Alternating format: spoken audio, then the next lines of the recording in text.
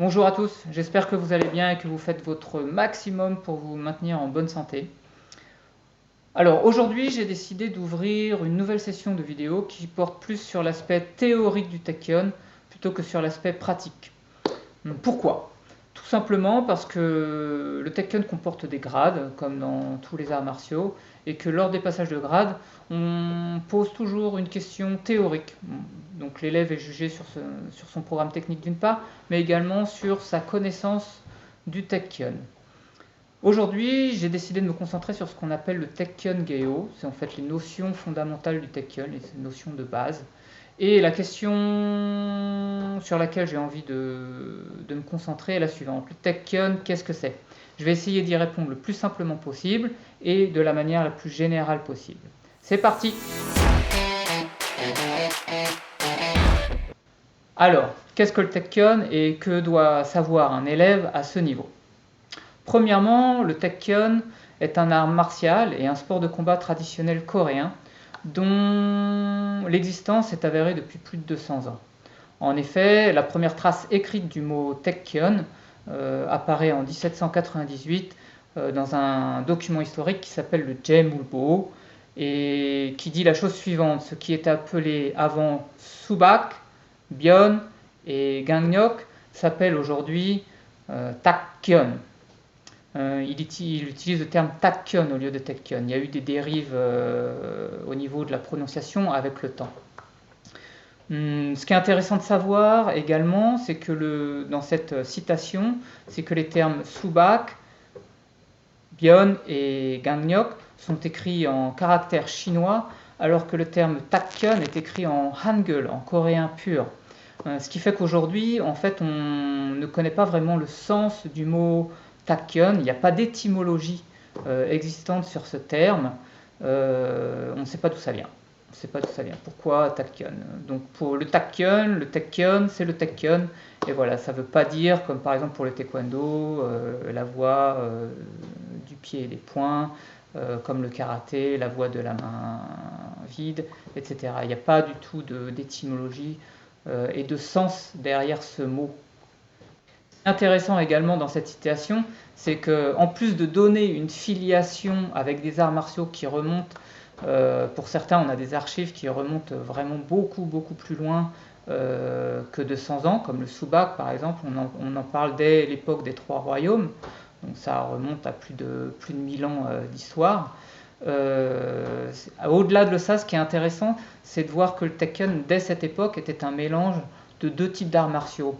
En effet, le Gangneok était un art martial plus apparentant plus au Shilum, donc un art martial plutôt de type lutte, et le Subak ainsi que le Byeon sont des arts martiaux plutôt de type frappe, des arts martiaux plutôt de type frappe. Donc on retrouve bien les aspects qu'on a aujourd'hui dans le Taekyon à travers la règle de compétition qui est la suivante: pour gagner un combat, il faut soit frapper avec le pied, donc sans mettre KO, le visage de l'adversaire, soit le mettre à terre, le faire tomber pour gagner un match. Voilà, donc on retrouve bien ces deux aspects dans cette citation.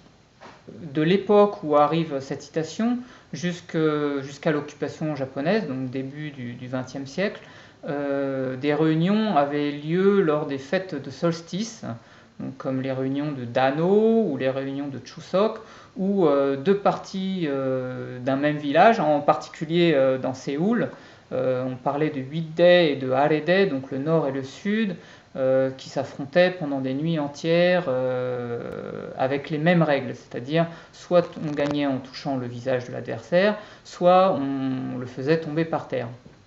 Et la personne gagnante restait en scène. Donc ces types de compas s'appelaient Kyoryeon-tae. Ce type de réunion, Kyoryeon-tae, était très apprécié par les Coréens et a perduré jusqu'au début de l'occupation japonaise qui a duré de 1910 à 1945. Pendant cette occupation, les Japonais ont promulgué une loi qui interdisait tout rassemblement aux Coréens et ont obligé les Coréens à adopter la culture japonaise en adoptant la langue japonaise et également en leur faisant pratiquer les arts martiaux japonaises comme le judo et le karaté et le kendo. Pendant cette période d'occupation japonaise, le taekyon a donc naturellement complètement disparu. Il faut attendre la création du taekwondo pour que des recherches sur le taekyon soient effectuées et l'intérêt pour celui-ci ravivé.